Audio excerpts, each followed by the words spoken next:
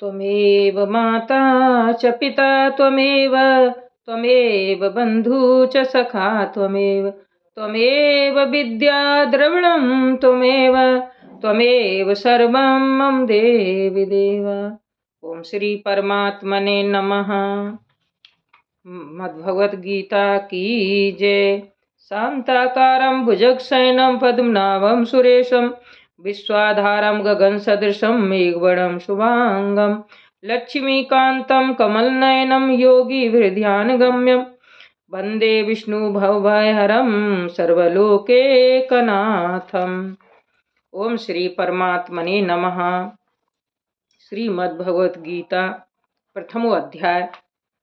धृतराष्ट्र बोले, हे संजय, धर्म भूमि कुरुक्षेत्र में एकत्रित युद्ध की इच्छा वाले मेरे और पांडु के पुत्रों ने क्या किया?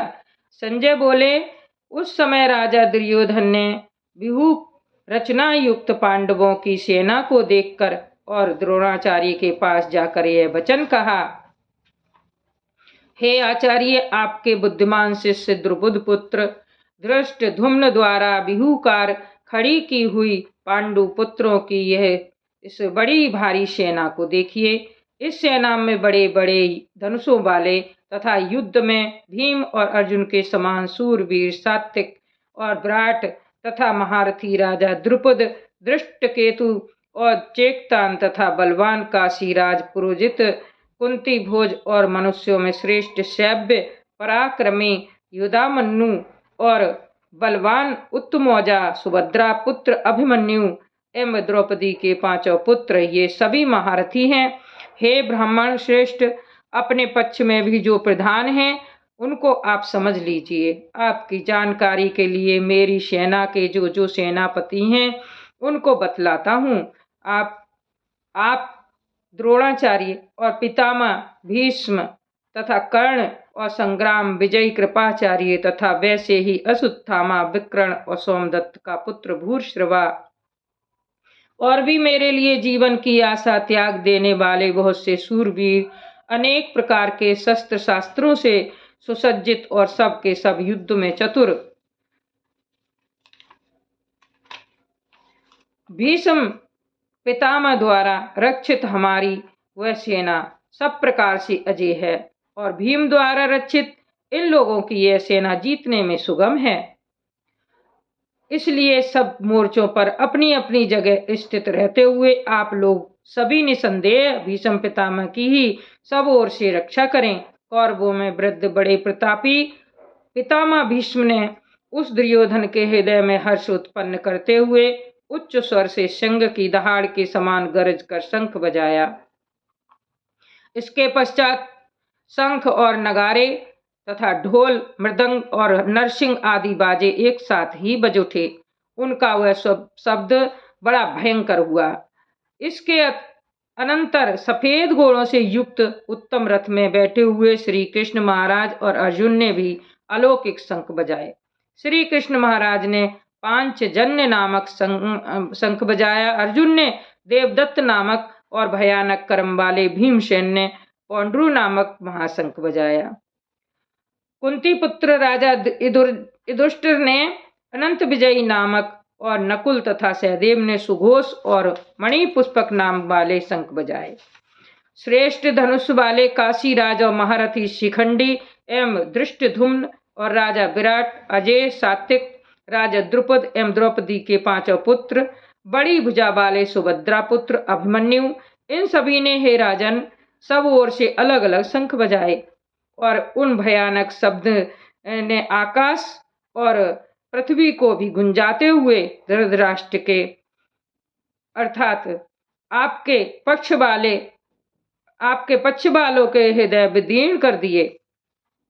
हे राजन, इसके बाद कपिध्वज अर्जुन ने मोर्चा बांध कर डटे हुए धृतराष्ट्र संबंधियों को देखकर उस शस्त्र चलने की तैयारी के समय धनुष उठाकर हर्षिकेश श्री कृष्ण महाराज से यह वचन कहा, हे अच्युत, मेरे रथ को दोनों सेनाओं के बीच में खड़ा कीजिए और जब तक मैं युद्ध क्षेत्र में डटे हुए युद्ध के अभिलाषी इन विपक्षी योद्धाओं को भली प्रकार देख लूं। कि इस युद्ध रूप व्यापार में मुझे किन किन के साथ युद्ध करना योग्य है, तब तक उसे खड़ा रखिए। दुर्बुद्धि दुर्योधन का युद्ध में हित चाहने वाले जो ये राजा लोग इस सेना में आए हैं, इन युद्ध करने वालों को मैं देखूंगा।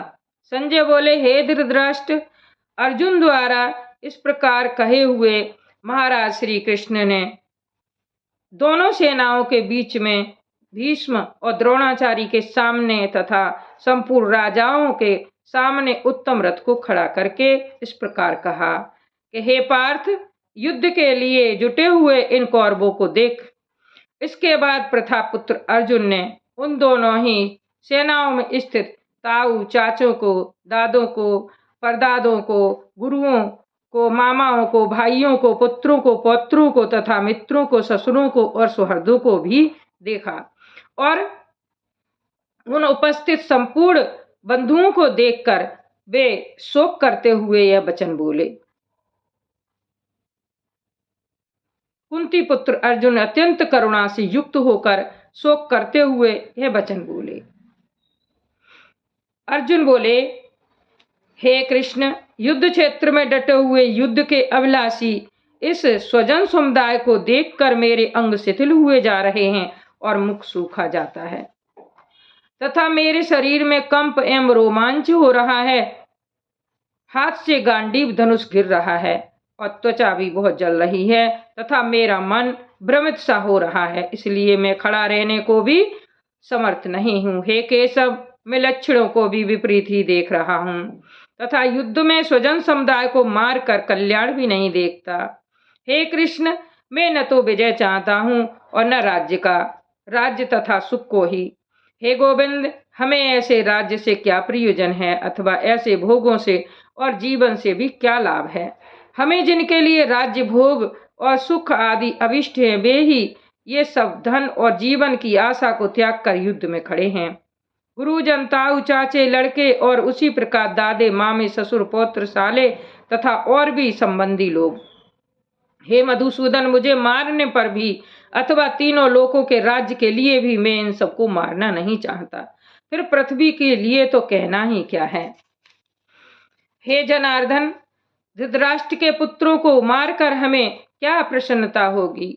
इन आताताइयों को मारकर तो हमें पाप ही लगेगा। अतएव हे माधव, अपने ही बांधव धृतराष्ट्र के पुत्रों को मारने के लिए हम योग्य नहीं हैं, क्योंकि अपने ही कुटुंब को मारकर हम कैसे सुखी होंगे। यद्यपि लोभ से भ्रष्टचित हुए ये लोग कुल के नाश से उत्पन्न दोष को और मित्रों से विरोध करने में पाप को नहीं देखते, तो भी हे जनार्दन, कुल के नाश से उत्पन्न दोष को जानने वाले हम लोगों को इस पाप से हटने के लिए क्यों नहीं विचार करना चाहिए। कुल के नाश से सनातन कुल धर्म नष्ट हो जाते हैं।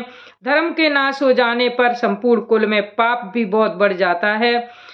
हे कृष्ण, पाप के अधिक बढ़ जाने से कुल की स्त्रियां अत्यंत दूषित हो जाती हैं और वे हे विष्णु, स्त्रियों के दूषित हो जाने पर वर्ण संकर उत्पन्न होता है। वर्ण संकर कुलघातियों को और कुल को नरक में ले जाने के लिए ही होता है। लुप्त हुई पिंड और जल की क्रिया वाले अर्थात श्राद्ध और तर्पण से वंचित इनके पितर लोग भी अधोगति को प्राप्त होते हैं। इन वर्ण संकर कारक दोषों से कुलघातियों के सनातन कुल धर्म और जाति धर्म नष्ट हो जाते हैं।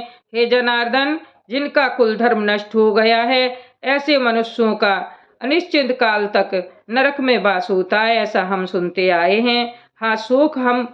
शोक हम लोग बुद्धिमान होकर भी महान पाप करने को तैयार हो गए हैं, जो राज्य और सुख के लोभ से स्वजनों को मारने के लिए उद्यत हो गए हैं। यदि मुझ शस्त्र रहित एवं सामना न करने वाले को शस्त्र हाथ में लिए हुए धृतराष्ट्र के पुत्र रण में मार डालें, तो वह मारना भी मेरे लिए अधिक कल्याणकारक होगा।